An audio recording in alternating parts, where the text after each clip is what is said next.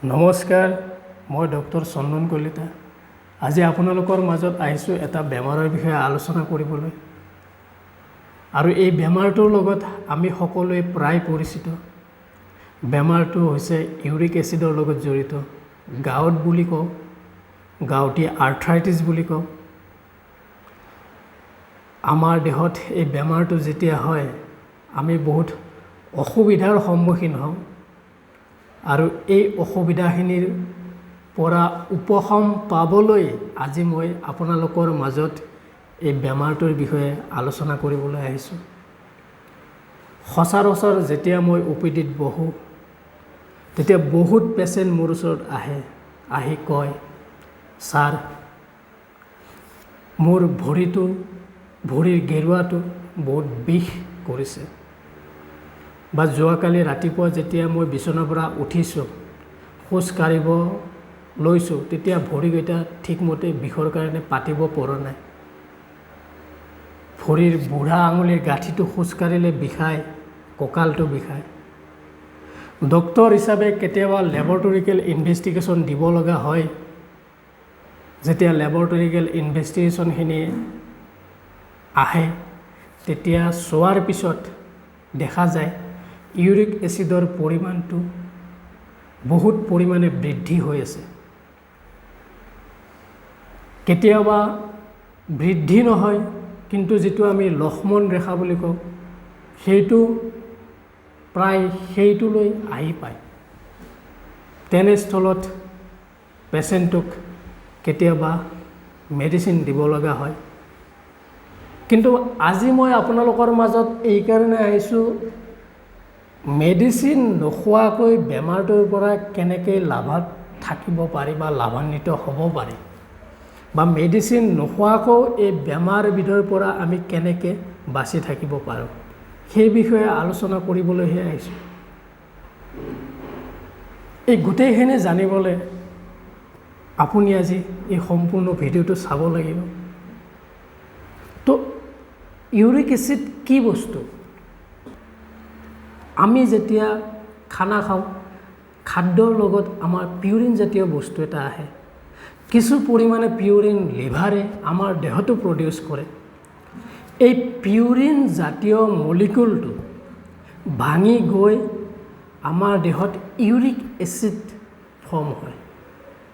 আৰু এই ইউৰিক এচিডটো কিডনিত আমাৰ নৰ্মেল ফিজিঅলজিকেল যিটো pH মানে হৈছে আমাৰ দেহৰ এটা মাধ্যম, খাৰুৱা নে টেঙা, যিটো আমি বিজ্ঞানৰ ভাষাত pH বুলি কওঁ। গতিকে এই নৰ্মেল pHত ইউৰিক এচিডটো ছ'ডিয়াম ইউৰেটলৈ কনভাৰ্ট হয়।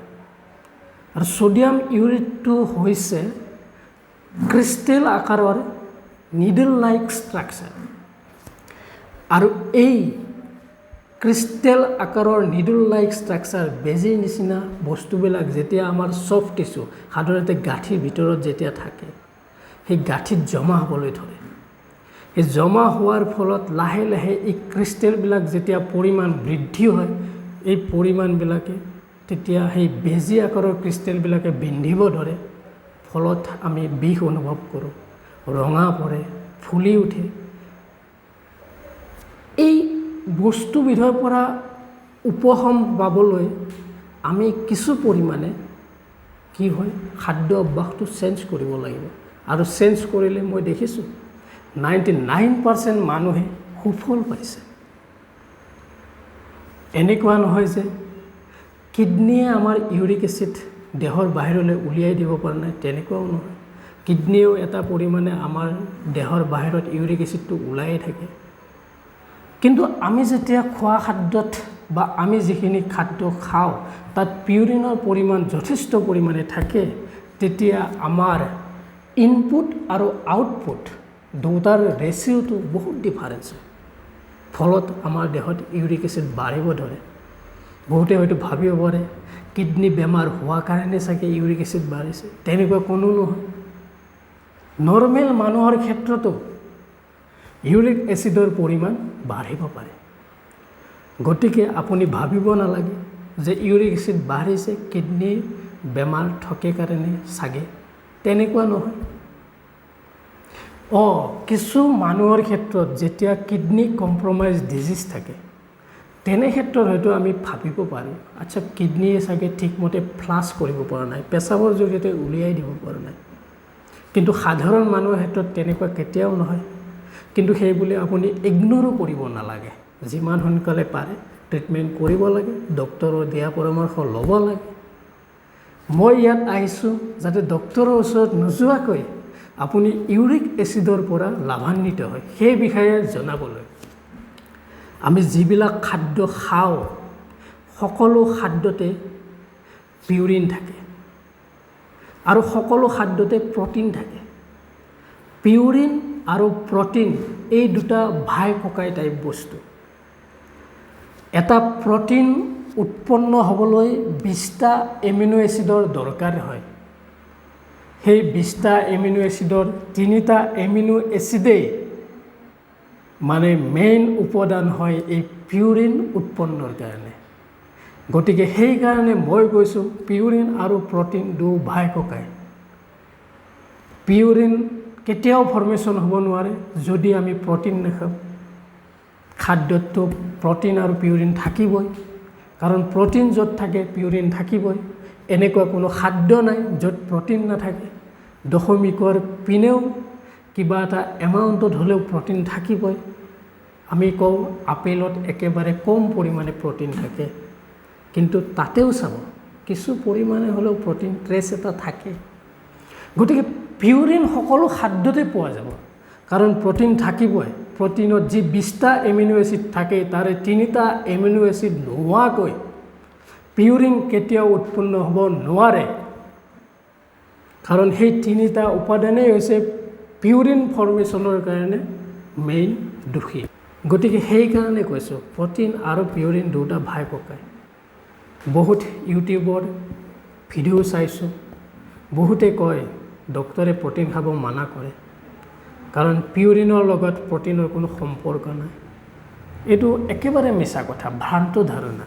প্ৰটিনৰ লগত পিউৰিনৰ সম্পৰ্ক ওতঃপ্ৰোতভাৱে জড়িত। যদি বায়'কেমিষ্ট্ৰি ষ্টাডি কৰা যায় তেতিয়াহে এমিনো এচিডৰ পৰা পিউৰিন ফৰ্মেশ্যন